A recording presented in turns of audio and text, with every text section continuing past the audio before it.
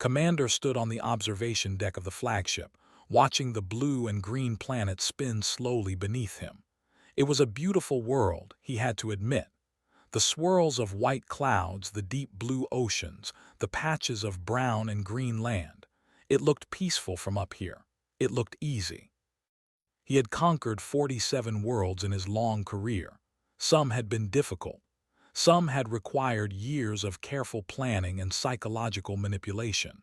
But most had fallen quickly once they understood what the native species feared.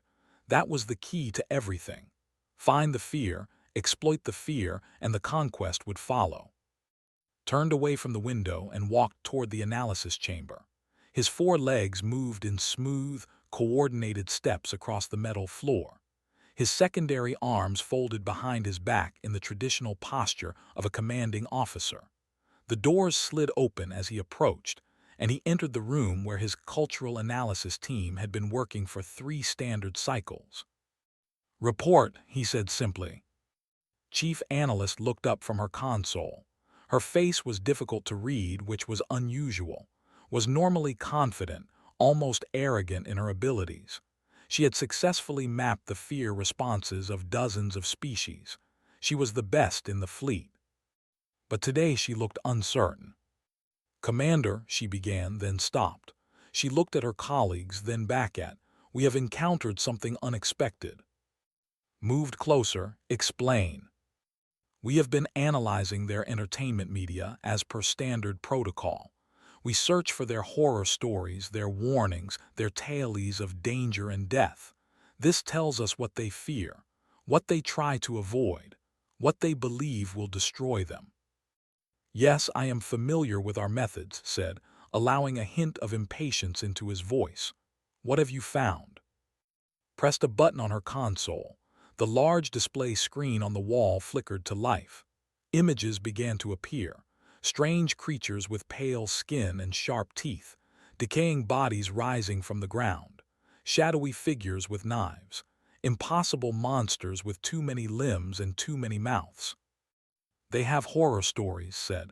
"Many, many horror stories, more than any species we have ever studied." "Good," replied. "Then we have much material to work with. What do they fear?" Hesitated again. "That is the problem, Commander. They fear everything. Death, disease, darkness, isolation, crowds, open spaces, enclosed spaces, the ocean, the sky, their own minds, other beings, being alone, being watched, the future, the past." She paused. "They have created fears for things that do not even exist." Considered this. A species with many fears is a species easily controlled. We simply need to choose the most powerful fear and— "Commander," interrupted, which was highly unusual for her. "I do not think you understand. These are not warnings. These are not survival instructions passed down to protect their young. These are not records of actual dangers." "Then what are they?" Secondary eyes blinked rapidly, a sign of deep distress. "They are entertainment." The word hung in the air. Felt something cold move through his body. It was not fear. Commanders were trained to suppress such responses, but it was something close to it. "Explain," he said again, his voice quieter now. "They create these stories to frighten themselves. They seek them out. They pay their economic resources to experience them." Brought up more images. "They have entire industries built around generating fear. They call it horror. It is a category of entertainment. They watch these stories in darkened rooms, alone or in groups. They read books designed to make them unable to sleep. They play interactive games where they must survive attacks from monsters." Stared at the screen. A human child was depicted running from a tall, faceless creature in a dark forest. In another image, a group of humans were trapped in a structure while something hunted them. In another, a single human faced a mirror, and the reflection moved independently. "They do this voluntarily?" he asked. "Yes, Commander." "And they find it pleasurable?" "They find it many things," said. "Exciting, thrilling, fun. There is a word they use, scared, which they describe as both deeply unpleasant and highly desirable." Another analyst, a young male named, spoke up from his station. They have created gathering places specifically designed to frighten them. They call them haunted houses. They pay to enter, and then other humans hide in the darkness and try to make them scream. And they choose this, demanded. They stand in lines for hours to experience it, confirmed. Turned back to the display. His mind was trying to process what he was hearing, but it did not fit into any pattern he had ever encountered. Fear was a survival mechanism. Every species in the galaxy experienced fear as a warning, a signal to avoid danger, to run, to hide. Fear was the enemy of comfort and peace. No rational being would seek it out. There must be an error in the translation, he said. Our understanding of their language is incomplete. I have checked and rechecked, replied. The translations are accurate. I have watched thousands of their recorded reactions to this content. They scream. They cover their eyes. Their heart rates increase, their stress hormones spike. All the physical signs of genuine terror. And then they laugh. They discuss it with friends. They recommend it to others. Walked slowly around the room, his legs carrying him in a circular path as he thought. He had seen species that were resistant to fear. He had seen species that were too simple to understand danger. He had seen species so aggressive that fear only made them more violent.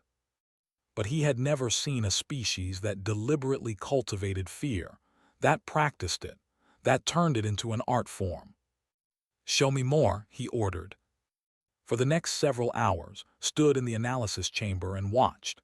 He saw humans sit in darkened theaters and scream at images on a screen. He saw them close their eyes and peek through their fingers, watching even as they tried not to watch. He saw young humans tell each other frightening stories around fires, their faces lit by the dancing flames, their voices dropping to whispers as they reached the terrible conclusions. He saw a human holiday called Halloween. Once a year, the entire species celebrated fear. They decorated their homes with images of death and monsters. Their children dressed as corpses, as demons, as creatures from their darkest stories. They walked through their communities in the darkness, knocking on doors, demanding food from strangers, and the adults gave it to them. Everyone participated. Everyone pretended to be afraid or pretended to be frightening. This is insane, finally said. It was not a word he used often. This species is fundamentally broken. That is what concerns me, Commander, replied. A species with malfunctioning fear responses is unpredictable. We cannot use standard psychological warfare against beings who do not process fear normally. Thought about the 47 worlds he had conquered. On each one the pattern had been the same. Study the species, find their fears, amplify those fears through careful manipulation, demonstrate overwhelming power. The species would submit, their spirit broken, their will to fight destroyed by the certainty that resistance meant facing their worst nightmares. But what happened when a species had already faced its worst nightmares? What happened when they faced those nightmares regularly, voluntarily, for fun? He turned to, I want a full psychological assessment, every member of your team. I want to understand why they do this. There must be a reason. There must be something that forced them to evolve this way. You think there is an external threat? Asked. Something on their world that required them to develop resistance to fear. There must be, said. No species would choose to torture themselves this way unless they needed to, unless they were preparing for something. He paused, staring at the blue and green world turning slowly in the darkness of space. Find out what they are preparing for, because whatever it is, I want to know about it before we proceed. Nodded and turned back to her work. Remained at the window, watching Earth, feeling for the first time in his long career something uncomfortably close to doubt. The psychological assessment team worked for 6 more cycles. What they found did not make feel better. Analysts had assembled the largest research team in the history of reconnaissance operations. Normally, a pre-conquest analysis required 3 or 4 specialists, had requested 20, and had approved the request without hesitation. Something about this planet demanded thoroughness. The team divided the work. Some focused on written horror stories, cataloging centuries of human literature designed to terrify. Others studied visual media, moving pictures that depicted every imaginable form of death and suffering. A third group investigated interactive horror, games where humans placed themselves in the role of victims and tried to survive. Junior analyst became obsessed with a human named Stephen King. This individual has written more than 60 books, she reported to the assembled team during a morning briefing. Almost all of them are designed to create fear, unease, or psychological disturbance in the reader. He has been doing this for over 50 of their years. And how is he regarded by his species? Asked. He is beloved, replied. He is considered one of their greatest living writers. He has received their highest cultural awards. Millions of humans have read his work. They give his books to their children. Who had been observing from the back of the room, leaned forward. They give books designed to cause fear to their young. Yes, Commander. They consider it a normal part of development. They have an entire category of horror designed specifically for children. The room fell silent. Even among the seasoned analysts, this information seemed to cause discomfort. Protected their young from fear. It was one of the fundamental duties of parenthood. The idea of deliberately exposing children to terror was almost incomprehensible. Another analyst, an elderly male named who specialized in historical patterns, had been studying older forms of human horror. Their fear stories go back as far as we can trace their culture, he reported. Before they had writing, they told these stories aloud, passing them from generation to generation. Monsters in the darkness, spirits of the dead, curses and plagues and terrible fates. Surely these were warnings, suggested. Primitive species often encode survival information in stories. Some of them, yes, agreed. But many of them serve no practical purpose. They created monsters that do not exist, dangers that they never faced, simply because they wanted to be frightened. They invented a creature called a vampire, a dead being that rises from its grave and drinks the blood of the living. This creature has never existed on their world, yet they have told stories about it for centuries. And they fear this imaginary creature. They fear it and love it, said. They have written thousands of stories about vampires. They depict them as romantic figures. They dress as vampires for entertainment. They have created an entire mythology around a being that their own minds invented. Analyst, who had been assigned to study human responses to horror media, raised one of her arms. I have been watching recordings of humans experiencing these stories. Their physical responses are identical to genuine fear. Elevated heart rate, stress hormone release, defensive posturing, but there is something else. She activated her console, and a video appeared on the main display. The video showed a group of humans in a darkened room watching something off-screen. Their faces were visible, lit by the glow of whatever they were looking at. As the team watched, the humans began to react. Their eyes widened. Some covered their mouths. One of them let out a high-pitched scream. And then they laughed. They turned to each other, still shaking from the fear response, and they laughed. They smiled. They talked excitedly. One of them said words that the translation software rendered as, "That was amazing, and we should watch another one." They enjoy it, said quietly. The fear itself brings them pleasure, not the relief of escape, not the satisfaction of survival, the fear itself, while it is happening. Stood and walked to the front of the room. He stared at the frozen image of laughing, frightened humans. I have fought the swarm, he said. I have conquered the of Sector 7. I have broken the will of species that built empires across star systems, but I have never seen anything like this. Commander, said carefully, there may be another explanation. Perhaps their fear responses are simply different from ours. Perhaps what they experience is not true fear as we understand it. No, shook his head, a gesture he had learned from studying human communication. You showed me the biological data. Their fear is real. Their bodies believe they are in danger. Their instincts are screaming at them to run, to hide, to survive. And they ignore those instincts. They override them. They sit in the darkness and force themselves to feel terror. He turned to face his team. Why? That is the question I need answered. Why would a species do this to themselves? The analysts looked at each other. No one had an answer. There is only one logical explanation, continued. They are training. They are preparing themselves for something. Whatever that something is, it frightens them so deeply that they have developed a cultural practice of exposure therapy. They are teaching themselves to function while afraid. Preparing for what? Asked. That is what we need to discover. Began packing, his 4 legs carrying him back and forth across the room. Search their history, look for the threat. Whatever taught them to fear like this, whatever forced them to develop these coping mechanisms, it must have left traces. The team returned to their work with renewed intensity, remained in the analysis chamber, watching over their shoulders, waiting for answers. More disturbing details emerged as the cycles passed. Humans had something called horror stories they wrote and shared freely on their information networks. These stories were not created for profit or fame. Humans wrote them simply because they wanted to frighten other humans. They competed to create the most disturbing, the most unsettling, the most terrifying tales.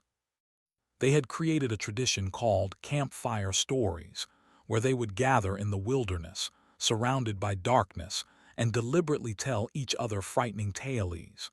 Their children did this. It was considered a normal recreational activity.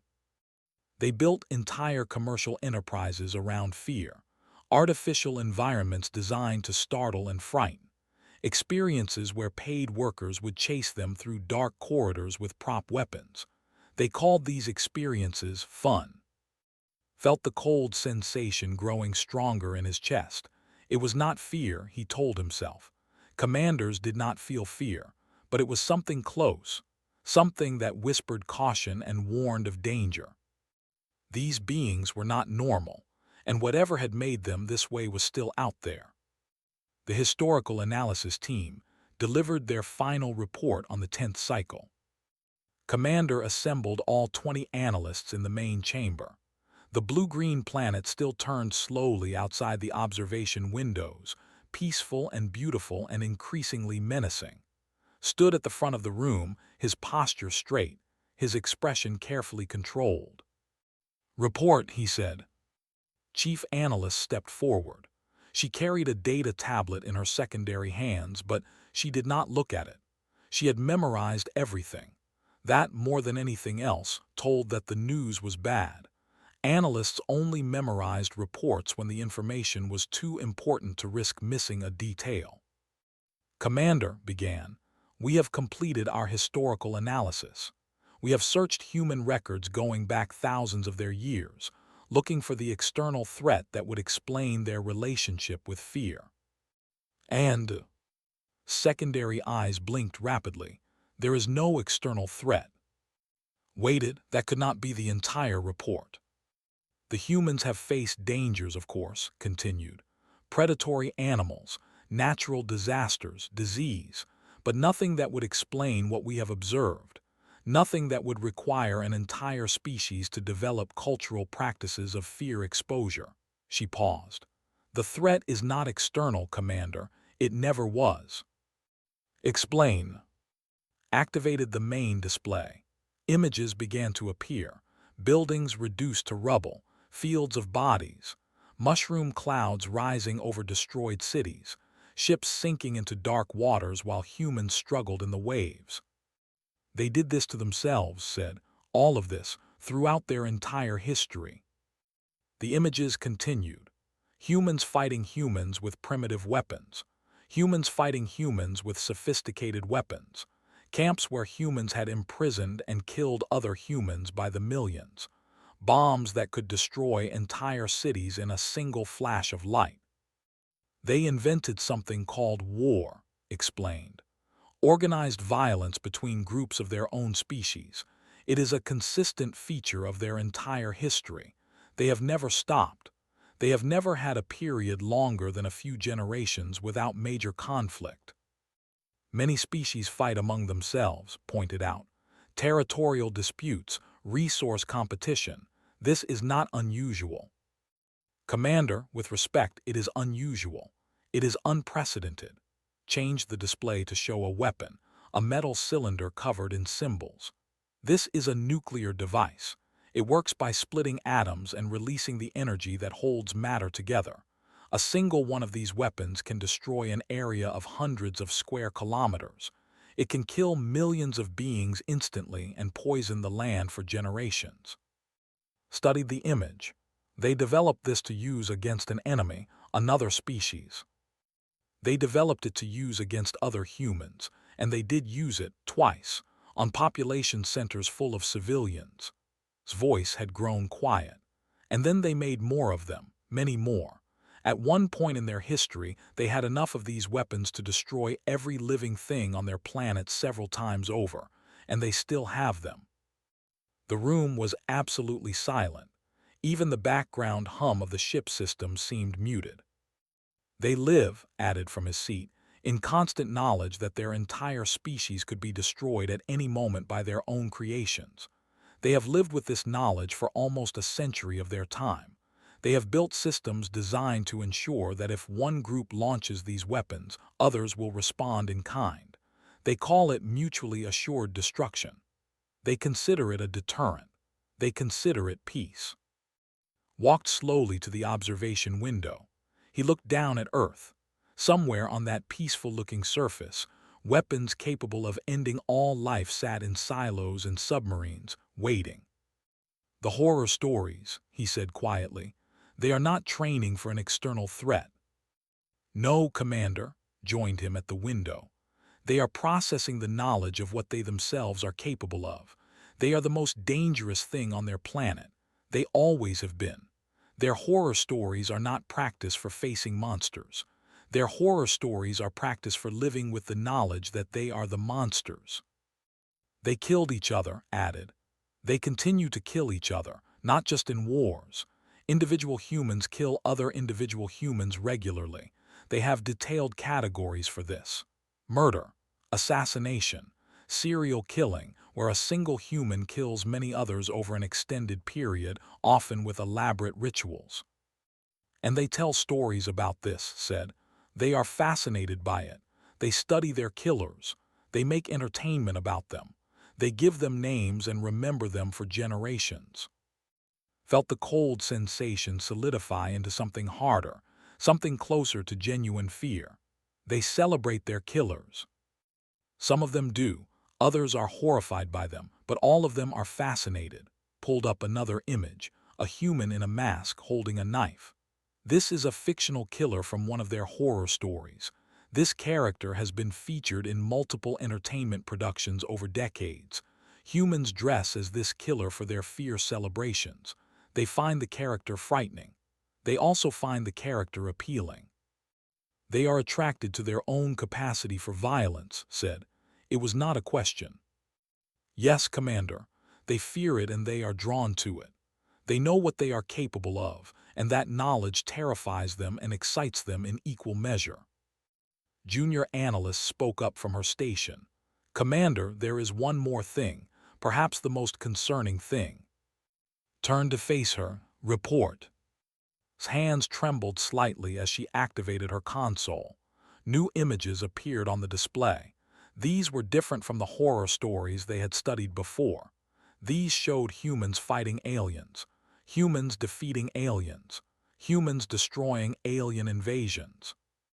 They have begun telling stories about us, said. Not specifically but beings like us, aliens who come to conquer their world. This is expected, replied. Species often imagine first contact scenarios. Yes, Commander, but notice how these stories end. Studied the images. Alien ships crashing and burning. Alien warriors lying dead while humans stood victorious. Aliens defeated by human diseases, by human weapons, by human determination and refusal to surrender. In their stories they always win, continued. They have imagined every possible alien invasion scenario. They have imagined aliens stronger than themselves, more advanced than themselves, more numerous than themselves. And in story after story, the humans find a way to win. They are rehearsing, said quietly. Just as they rehearse their fear with horror stories, they are rehearsing first contact. They are preparing themselves for the possibility of invasion. They have been preparing, corrected, for decades, for generations. They have written thousands of these stories. They have thought about every angle, every weakness, every possible strategy. When we arrive, we will not be facing a species that is experiencing invasion for the first time.